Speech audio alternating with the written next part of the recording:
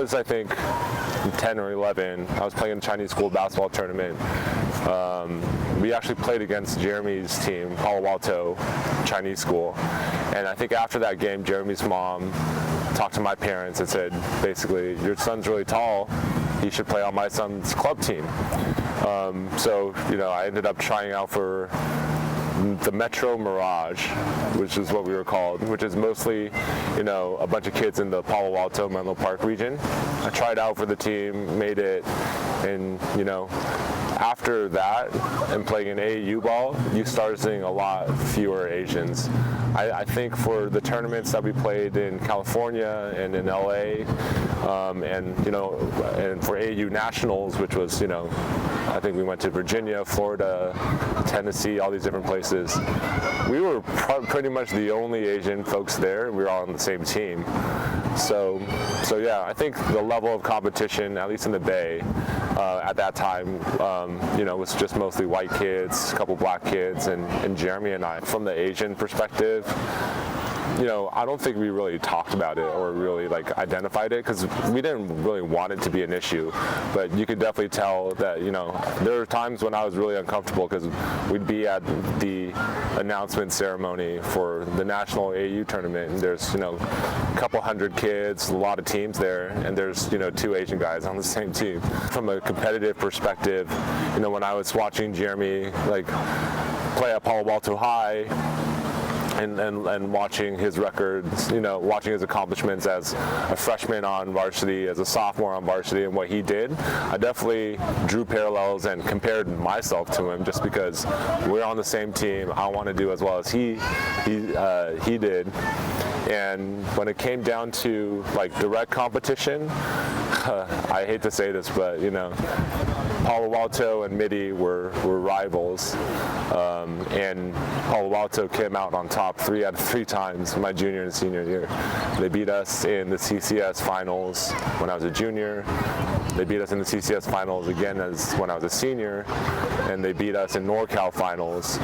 So my last 2 games, I lost to Jeremy. But I think just watching him, and also in college, when he played at Harvard and I was a walk-on at Cal, and just thinking about what he was doing, I know inside I always compared myself to him and thought oh, he's doing this well, I should be able to do this well. But I think the difference between Jeremy and myself is he's just the competitiveness. I think it's really hard to find somebody that cares so much about winning that he would just he would go to the ultimate length just to make sure that he's the best player that you can be.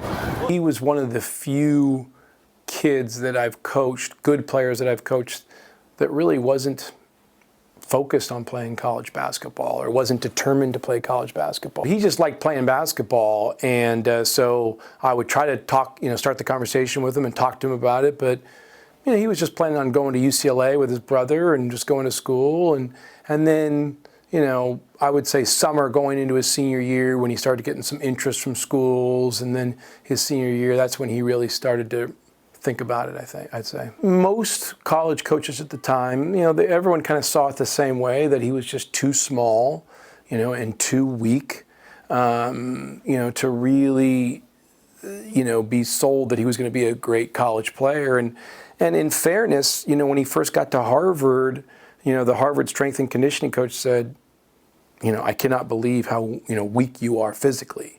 And that's really, to me, that's Jeremy's story, is just kind of figuring out at each level he's been at what he needs to do to be successful. And when he got to Harvard, he's like, okay, well, I need to lift weights. And that's where he really transformed. But over the last, whatever it's been, 15, 13 years, I would definitely say that there definitely is a racial component where, it's just different. It's just different. I don't know if it's an Asian thing or just, just used to seeing, African Americans or, whites. I think race is a factor just because there weren't that many Asian American or Asian basketball players in general, right? So when you're thinking about, if you're a college scout and if you're looking for, somebody to recruit, you're probably looking for something that you're used to seeing before? It's unquestionable that he was getting overlooked by, Cal, Stanford, UCLA, having to like send in his own tapes, It's virtually unheard of, right? If you're the state player of the year, you're all this, all that. I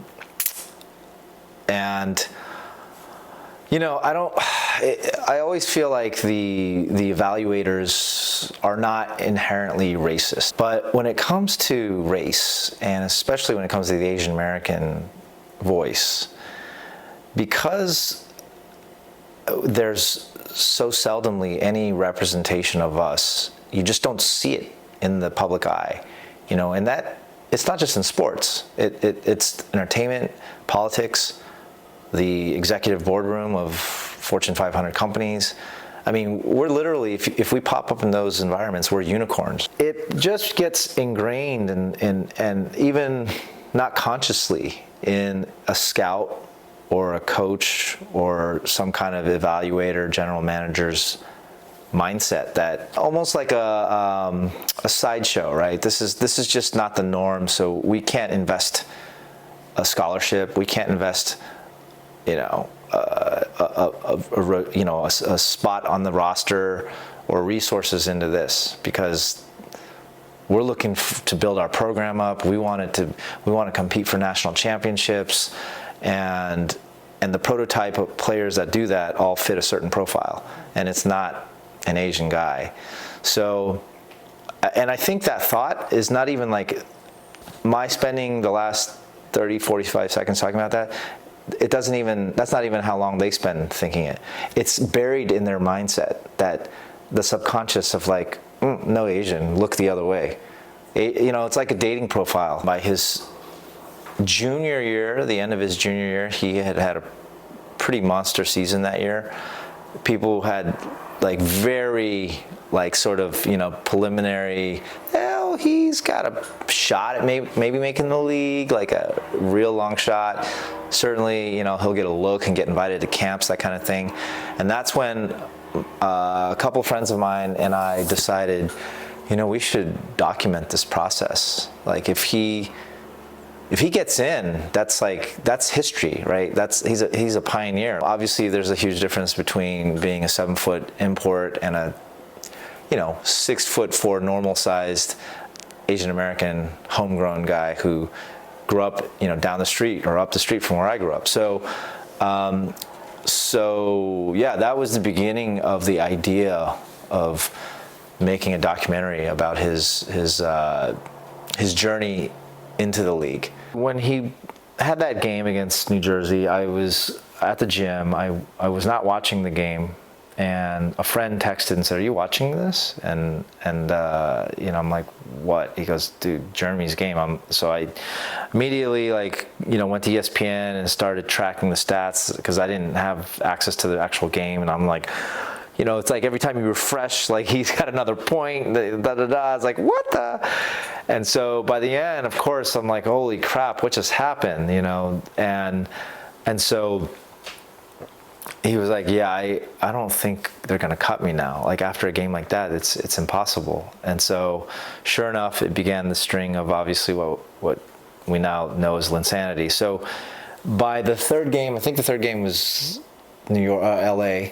I was inside Madison Square Garden. I did everything. I was like, I'm not missing this. So I was like, we got to get in there. So I remember just thinking it felt like had, I guess, a front row seat to the whole thing, right? Like just the privilege of being able to have Jeremy, he would answer our calls and be like, okay, yeah, I got 30 minutes if you want to film with me now. Because we're like, oh, he must be so busy, and of course the world is it's on fire right now, and is he gonna remember us? And he totally, was so good and kept to his word. And he's like, okay, yeah, I'm just chilling right now, I'm doing my laundry, I can't step out of the house, the media's after me, people spot me and they start chasing me, I don't know what's going on. And we're like, we don't either, trust us. A week ago we thought you might get cut, and it's just, the world is literally flipped upside down. Like, this guy's talking about you on TV. Like, people in Asia are like going crazy, like waking up at 6 a.m. to watch your game. So it was intense. I feel like we were, we had glimpses into like the pit of like the craziness. And it was just pure insanity. I mean, it was like, nobody, I mean, from my own personal experience, nobody could get in touch with Jeremy, so I was the next best thing. So I was, people were calling me from literally all over the world. And I mean, every day it was just nonstop conversations with every publication you could ever hear of. And it was just crazy. I mean, it's hard to even describe how crazy it was, just all the different stories. Honestly, like, I'm just getting chills thinking about it. I think there was a level of like how is this happening to him right now? I think we were just proud to have said that we knew him and we played with him, but also the fact that he was Asian, and like, I mean, Linsanity was probably the biggest sports story of those few years. And I remember like trying to text him, talk to him about everything, and I think at that point, I think he was just so focused on, making sure that it continues, making sure that he has a spot on the team. So I don't think he really like enjoyed it as much as he should have. But I think, we all enjoyed it plenty for him. A little bit of me inside was like, oh man, I wish I could, like, I was there because I could experience it. There's a little like envy, but I think, like he earned it, he deserved it. He made the most out of every opportunity.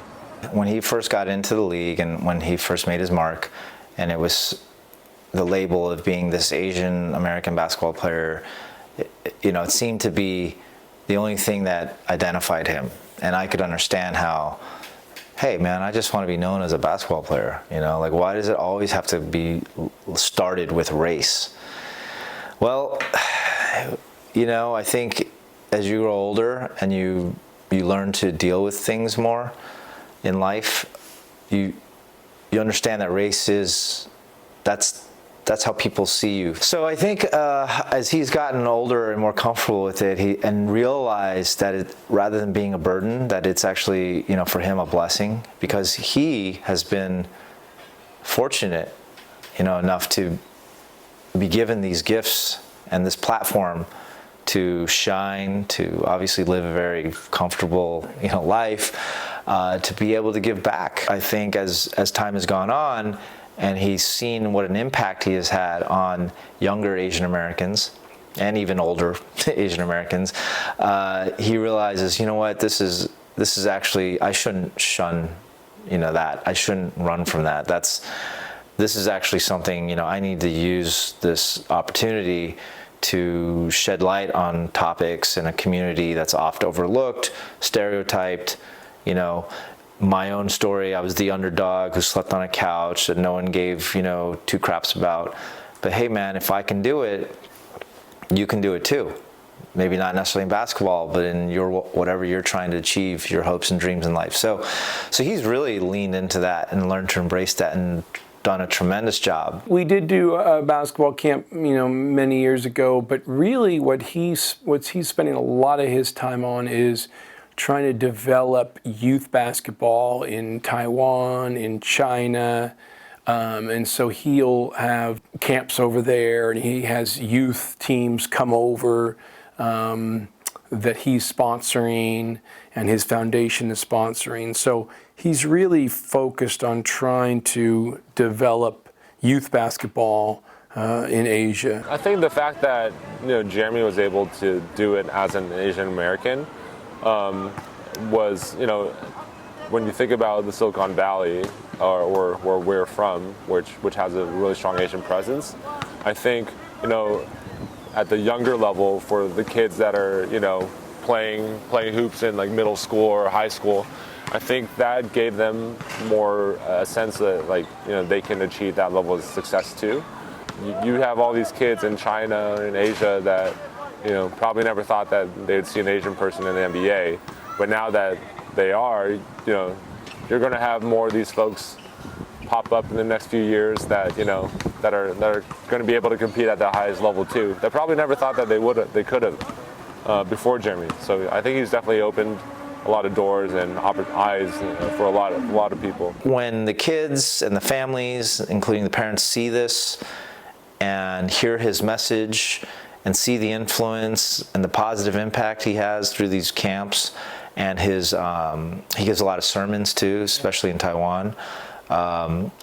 They are very moved and affected by this, and it obviously instills in them like something, the inspiration to be like him. I'm interested in seeing like kind of what the next 10 years is going to bring, because I feel like immediately it wasn't like everyone was just going to pop out Jeremy Lin's right away. A lot of them are probably like they were just born or still in really young age where they grew up and said, oh, there's this older guy who's done, so maybe there's a chance. So I know a lot of parents have like started to put their kids into like, basketball programs. A lot of people name their kids Jeremy. I heard all these stories. So as they start growing into young teenagers and older, I'm curious to see what that generation is going to produce, right? Like it wasn't like Jeremy Lin 2012 meant 2013 was going to have a rash of people right away. So it takes time, but I certainly think the legend of Jeremy Lin and what he's done is going to inspire more people to get into it. And then on the flip side, for evaluators and people to be like, well, we learned our lesson once. So that's my hope. We'll see what happens. I'd be interested, to rewatch this 10 years from now.